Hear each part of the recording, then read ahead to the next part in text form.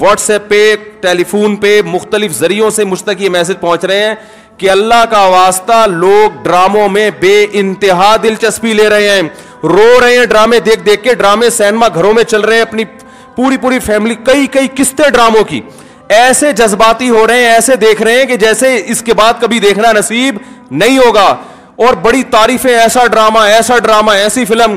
تو میرے بھائی یہ لغویات ہیں, یہ وہ چیزیں ہیں جن میں ٹائم ویسٹنگ کے علاوہ کچھ بھی حاصل نہیں ہوتا. تو جو لوگ ان چیزوں میں دلچسپی لے رہے ہیں, اللہ کے قرآن کے مطابق ان میں جنت کی علامت نہیں پائی جاتی. آپ ڈرامے دیکھتے دیکھتے قبر میں چلے جانا, یہ ڈرامے آپ کو اللہ کی جنت سے ہمیشہ کے لیے محروم کر سکتے ہیں. آپ کہہ سکتے ہیں انٹرٹینمنٹ ہے نا, تو یاد رکھو ایک انٹرٹینمنٹ جائز ہوتی ہے جو آپ کی صحت کے لیے اچھا ذریعہ بنتی ہے, آپ کے دماغ کو فریش کرتی ہے. ایک انٹرٹینمنٹ وہ ہوتی ہے جو آپ کے جذبات سے کھیلا جا رہا ہو اور آپ کو غلط میسج دیے جا رہے ہوں. ڈراموں سے, فلموں سے آج تک کوئی سیدھے راستے پہ نہیں چلا. ان ڈراموں نے, ان فلموں میں نے ہمارے فیملی سسٹم کو تباہ کر دیا ہے. کیسے کیسے ڈرامے دکھائے جا رہے ہیں. طلاق دینے کے بعد بیوی اسی گھر میں رہ رہی ہے. آپ بتاؤ جب ہماری بچیاں یہ چیزیں ڈراموں میں دیکھیں گی تو طلاق کا جو اسلام نے کانسیپٹ دیا اس کا وہ تباہ ہو جائے گا کہ نہیں ہو جائے گا. بار بار ڈراموں میں حلالہ دکھایا جا رہا ہے, حلالہ. تو کیا میسج جائے گا ان جوان لڑکیوں اور لڑکوں کو جو یہ سب چیزیں دیکھ. مجھے ایک بات بتاؤ, میرے ایک دفعہ بیان شروع ہوئے, کچھ وقت میں نے طلاق کا جائز طریقہ بیان کیا تھا, اسلام میں جائز طریقہ کیا ہے. میں نے 2-3 قسطیں ریکارڈ کروائیں, کمپلیٹ کیا, اس کے بعد 1 سال تک موضوع نہیں چھیڑا. لوگوں نے مجھے کہا دوبارہ, میں نے کہا نہیں, کیونکہ ایک چیز کو جب بار بار لوگ سنتے ہیں تو چاہے وہ صحیح سینس میں بھی سنیں, ان کی نظر میں وہ چیز ہلکی ہو جاتی ہے. میں نے کہا بار بار ایک ٹاپک چھیڑوں گا تو ایسا نہ ہو گھر میں طلاقیں شروع ہو جائیں. سمجھ میں آ رہی ہے بات؟ او بھائی ایک چیز کتاب کی حد تک کہ شریعت نے بتا دی, ایک دفعہ بتا دی, بار بار اسی کو, تو کیا ہوتا ہے, آپ ایک چیز کو بار بار جب سنو گے تو جو چیز انسان بار بار سنتا ہے زبان پر وہ ہلکی ہو جاتی ہے. میں نے کہا اس سے گھروں میں طلاق کا ریشو بڑھنے کا خطرہ کم نہیں ہوگا, ایک چیز کو بار بار ریپیٹ کیا جائے. تو بتاؤ ڈراموں میں بار بار طلاقیں دکھائی جا رہی ہیں کہ نہیں دکھائی جا رہی ہیں؟ فلاں کی پھڈا ہوا, اس نے اس کو طلاق دے دی, ڈیورس پیپر بھیج دیے, وہ طلاق دے, وہ اس نے وہاں شادی کر لی, ادھر طلاق لے لی, ادھر آ گئی, وہ حلالہ ہو گیا, فلانا ہو گیا, ڈمکانا ہو گیا. جب یہ چیزیں گھروں میں چلیں گی, آپ کو کتنا ہی اچھا ڈرامہ لگے, تو یاد رکھو آپ کی نسلیں تباہ ہو جائیں گی. مائیں بچیوں کو سکھاتی تھی, بیٹا ڈولی جا رہی ہے تو اب جنازے کی کھٹولی آئے گی واپس. بتاتے تھے نہیں بتاتے تھے؟ ہم تو بچپن میں سنتے تھے, بھائی ڈولی جا رہی ہے اب جنازے کی کھٹولی آئے گی, طلاق لے کے نہیں آنا. ہاں جہاں جائز طلاق ہے ہم تو کہتے ہیں کہ وہ جائز ہے, اس میں اتنا ظلم جائز نہیں ہے کہ بچی کو بیڑا غرق کر دیا پھر بھی آپ علیحدگی, لیکن اصول تو یہی ہے نا کہ یہ بری چیز ہے. جب بار بار کلچر میں یہ چیز دکھائی جائے گی, شوہر نے تھپڑ مارا بیوی کو, وہ عدالت چلے گی خلا لینے کے لیے. ہر گھر میں تھپڑ بھی ہوتا ہے, ہر گھر میں گالی گلوچ بھی ہوتا ہے, یہ تو نارمل چیز ہے. تھپڑ مارنا صحیح نہیں ہے, اچھا کام نہیں ہے کہ شوہر بیوی پہ ہاتھ اٹھائے, لیکن سب کچھ ہوتا ہے گھروں کے اندر, وہ بعد میں سب سیٹ ہو جاتا ہے. لیکن ڈراموں میں جب دکھایا جائے گا شوہر نے بیوی پہ تھپڑ اٹھایا, ہاتھ اٹھایا اور وہ چلی گئی عدالت سے خلا لینے, تو کل کس مرد نے غصے میں کسی عورت پہ ہاتھ اٹھا لیا تو وہ عدالت کا دروازہ نہیں کھٹکھٹائے گی کیا؟ اس تھپڑ کی تلافی 100 دفعہ ہو سکتی ہے, مرد منا سکتا ہے, لیکن عدالت سے جب ڈیورس ہوگی اس کی تلافی نہیں ہوگی. مرد کے دل میں نفرت پیدا ہوگی, اس سے مجھ سے طلاق کیوں مانگی, کیوں گئی ہے ڈیورس لینے کے لیے, بچے تباہ برباد ہو جائیں گے. تو ان ڈراموں سے فیملی سسٹم کو جوڑا نہیں جا رہا, جوڑ کے نام پہ توڑا جا رہا ہے. اور میں نے اپنے دوست سے پوچھا, میں نے کہا یہ چیزیں تو فلموں میں پہلے زیادہ دکھائی جاتی تھی, تو ڈراموں پہ اتنا شور کیوں؟ انہوں نے ایک بڑی پوائنٹ کی بات کی. انہوں نے کہا کہ فلموں میں جو چیزیں دکھائی جاتی ہیں وہ نارمل ماحول سے ہٹ کر ہوتی ہیں. ڈرامے کا مطلب یہ ہوتا ہے کہ جو گھروں میں ہو رہا ہے وہ دکھایا جائے, تو اس کو لوگ زیادہ اڈاپٹ کرتے ہیں.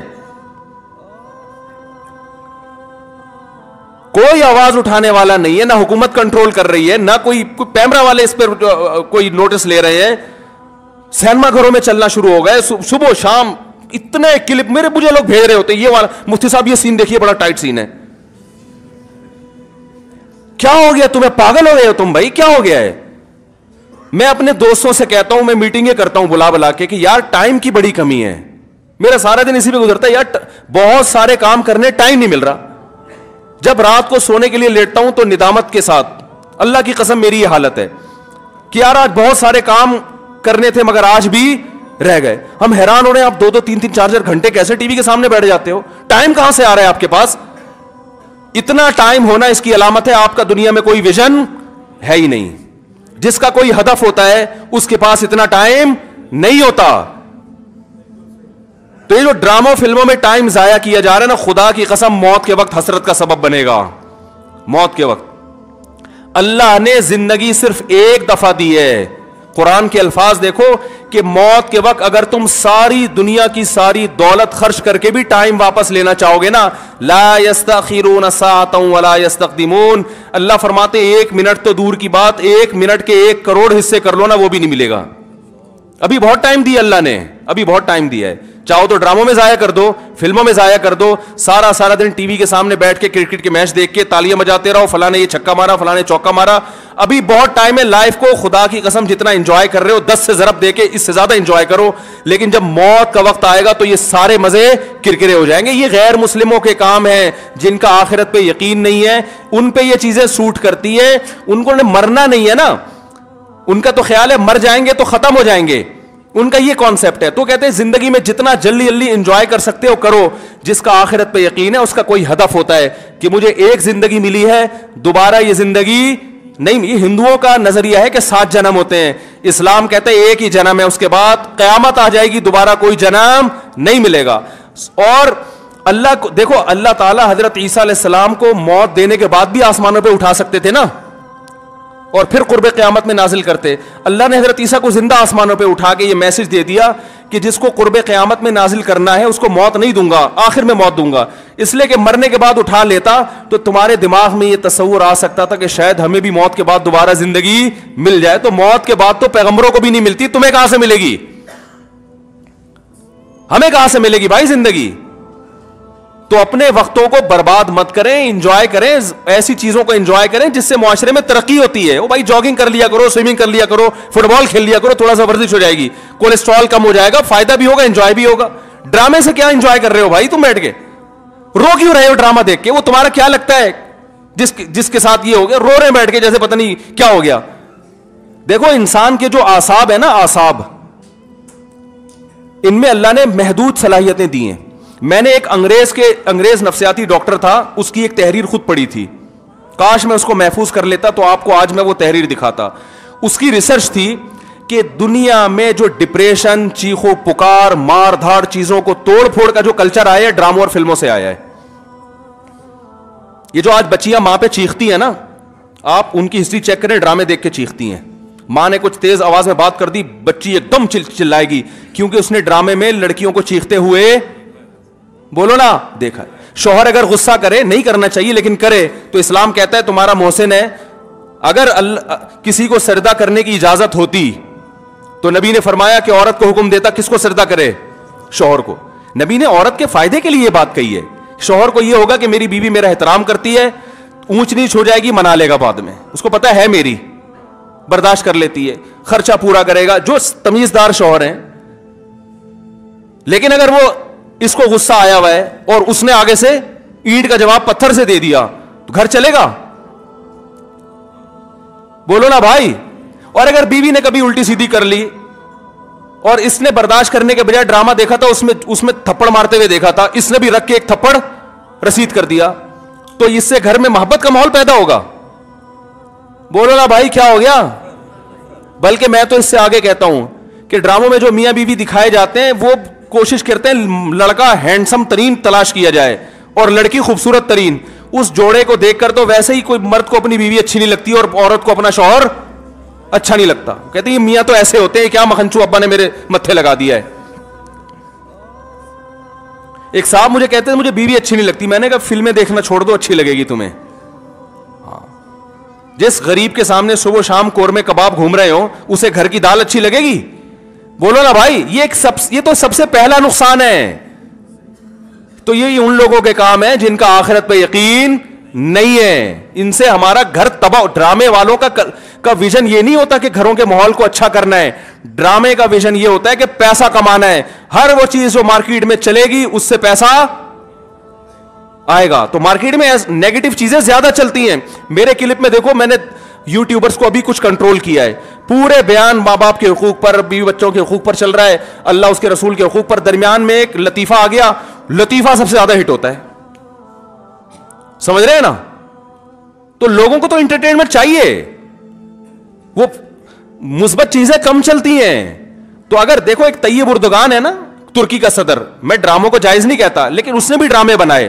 میں نہیں کہتا کہ وہ دیکھنا جائز ہے, لیکن پھر بھی ایک ویژن تو رکھا نا اس نے ذہن میں کہ خلافت عثمانیہ کا صحیح تصور دکھانا ہے, فیملی سسٹم کو جوڑنا ہے. ابھی طیب اردوغان کی ایک اسپیچ ہم نے سنی, اس نے کہا کہ اپنی قوم کو ترغیب دے رہے کم عمری میں شادیاں کرو.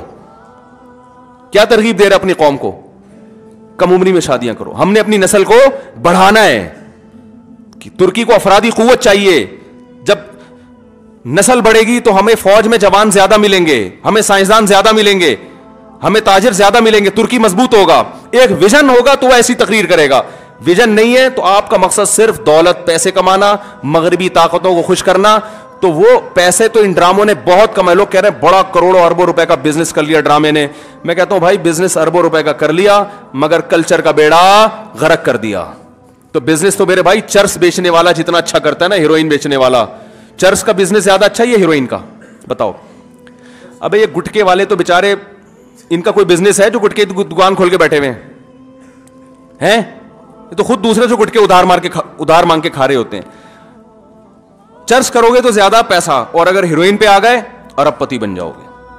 تو بزنس نہیں دیکھا جاتا, یہ دیکھا جاتا ہے اب قوم کو پیغام کیا دے رہے ہو. تو بھائی یہ حکومت نہیں کرے گی, یہ آپ نے کرنا ہے. اپنے گھروں کو آپ نے کنٹرول کرنا ہے. اپنے گھروں سے ٹی وی کو بند کریں, قابو میں لائیں. اس اگر رکھا ہوا بھی ہے تو اس کو ایک لمٹ کریں, قابو میں لائیں. دیکھیں کیا, اور بچے لیپ ٹاپ دیکھ رہے ہیں تو جا کے ہسٹری تو سرچ کریں کہ کیا دیکھ رہا ہے بیٹھ کے وہاں پہ. وہ بچیوں کو فون لے کے دیا ہوا ہے, بچوں کو تو چیک تو کریں کس سے باتیں. بھائی یہ فون ضرورت کی چیز ہے, یہ دوستیاں لگانے کی چیز نہیں ہے. دوستیوں میں ٹائم ضائع ہوتا ہے. ہم جب مدرسے گئے, ہمارے حضرت نے سختی سے پابندی لگائی, کسی طالب علم کو کسی سے دوستی کی اجازت نہیں ہے, یہاں پڑھنے کے لیے آئے ہو.